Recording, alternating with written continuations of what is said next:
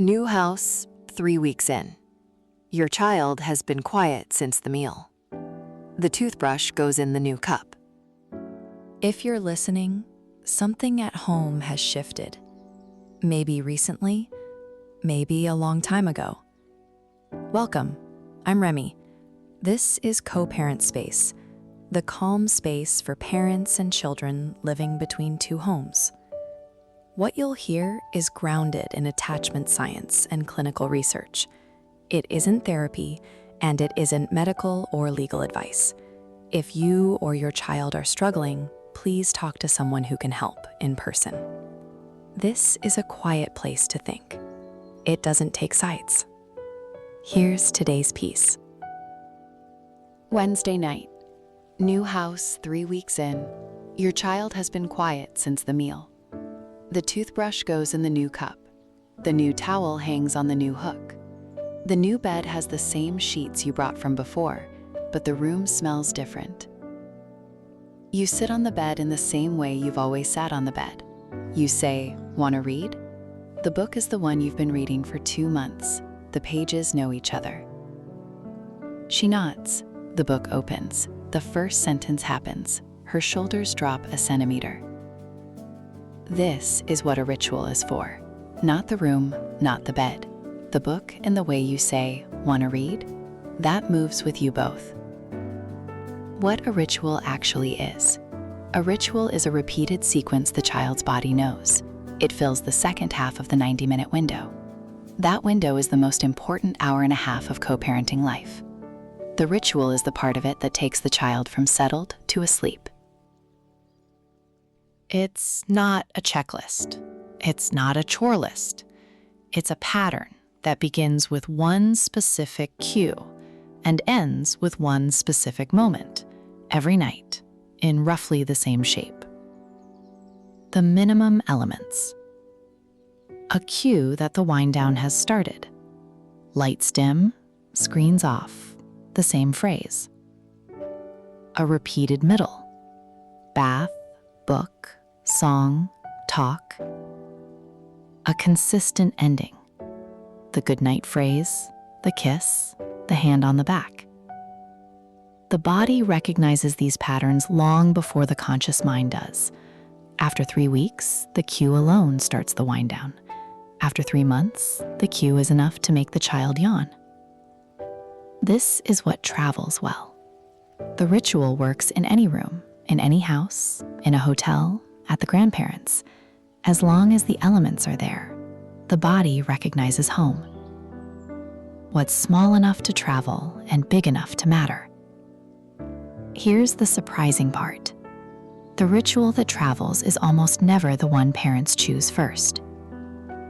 Parents often want to ritualize the things they're proud of, the careful bath products, the expensive children's books, the painted bedroom wall.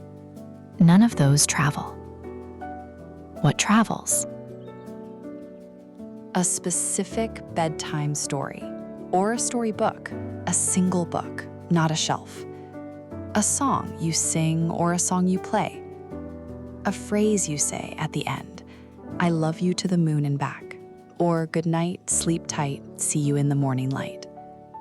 A small physical object, a stuffed animal, a soft blanket, a comfort item that lives in their bag. A hand on the back as they settle. That's it. The whole ritual can fit in a small backpack. The whole ritual can survive 2 houses, 3 relatives' homes, a hotel on holiday, and the inside of a tent. The mistake parents make is trying to make the ritual elaborate. Elaborate rituals are fragile. They depend on the right room, the right lighting, the right time. A simple ritual is robust. It survives the move, the late evening, the exhausted parent. Building the ritual with your co-parent. This is the harder part. The ritual works best when both homes do it. The same elements in roughly the same shape every night. The conversation worth having early. What do we both keep doing? The book they're currently reading at bedtime should travel between homes. The comfort object should travel. The song should be sung at both homes by both parents, or played on a phone if no one can sing. The phrase you say at the end should be the same. Some things will be different. The room is different. The bed is different. The pajamas might be different. Bath time before bed might happen at one home and not the other. None of that breaks the ritual. The core elements are what matter. If your co-parent doesn't see the value of the same ritual, that's worth solving slowly rather than fast. Here's why. A child who has one parent holding the ritual still has a ritual. They have one place where the bedtime moment carries the same shape every night. That's better than no ritual. The work then is to be that one parent, reliably, quietly, without escalating. See Co-Parent Communication 01 on how to raise this conversation without escalating it. When both parents hold the same ritual, the child's bedtime works at both homes. When one parent holds it, the ritual still works at one home, and the child's body knows where the calm version of bedtime lives. That's still a substantial gift. How the ritual changes by age. The ritual isn't fixed. It shifts as the child grows. The mistake parents make is keeping it the same too long. The toddler bedtime ritual won't work for a 9-year-old. The 9-year-old ritual won't work for a 13-year-old.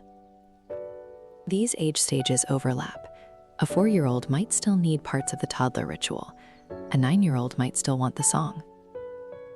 The shape shifts gradually, with elements dropping away one by one as the child outgrows them. The ending phrase is usually the last to go, and often doesn't go at all. Ages 1 to 3.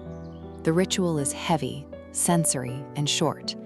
Bath, pajamas, one short story or song, lights off, a few minutes of presence, the goodnight phrase.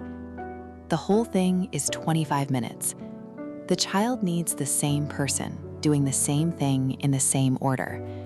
Rotating who puts them to bed doesn't work well at this age. Stability of who is more important than perfect equality. Ages 4 to 6, the ritual lengthens slightly. The story is longer. The conversation in the dim light might include 3 sentences about the day. The goodnight phrase is fixed. Lights off, the soft hand on the back, the door is left open or closed in a specific way. The child can now hold the pattern in their head and tell you when something's wrong with it. Ages 7 to 9, the ritual becomes a conversation more than a script. The story might be a chapter book. The dim light chat is longer. The child is now telling you about their day, not just receiving the ritual. The goodnight phrase still happens. The hand on the back still happens. The shape is the same. The content is theirs. Ages 10 to 13. The ritual is mostly presence. The story has often gone away. The chat has become real. The child might want you to sit with them for 10 or 15 minutes. They might not say much. They might say a lot. The goodnight phrase often shrinks. Love you, sleep well. But the structure is the same. The hand on the shoulder is still there. Ages 14 to 17. The ritual is a check-in. 5 minutes by the doorway. How was today? Anything you want to tell me? Sleep well, I love you. The teen needs less. They still need the door to be opened, briefly, every night. What stays the same across all ages? The ending phrase, said in the same way every night at every home. Sleep well, I love you. See you in the morning. That phrase is the smallest, most portable piece of the ritual. It also never stops mattering. When the ritual doesn't travel. Sometimes one home doesn't keep the ritual. Maybe a co-parent doesn't see the value. Maybe a step-parent has different ideas. Maybe the schedule is too rushed. Maybe there's no buy-in. What to do when this happens? 3 things. 1. Don't escalate over the ritual at your co-parent's home. The ritual at your home still works. Hold yours. Don't lecture. Don't make it a public issue. Children read tension. The ritual is supposed to be the calm thing, not the new conflict. It travels in a backpack. It takes up no space. It costs nothing. It survives the move, the new house, the new arrangement, the holiday at the grandparents', the night the schedule changed. The ritual is the smallest, most portable thing you build for your child. It is also one of the most lasting. Years from now, when they are grown, they will remember the shape of it more clearly than they will remember any specific thing you said. Build it small. Build it simple. Build it now. That's today's piece. If it helped, the full written version, and more like it, are at CoParentSpace.com.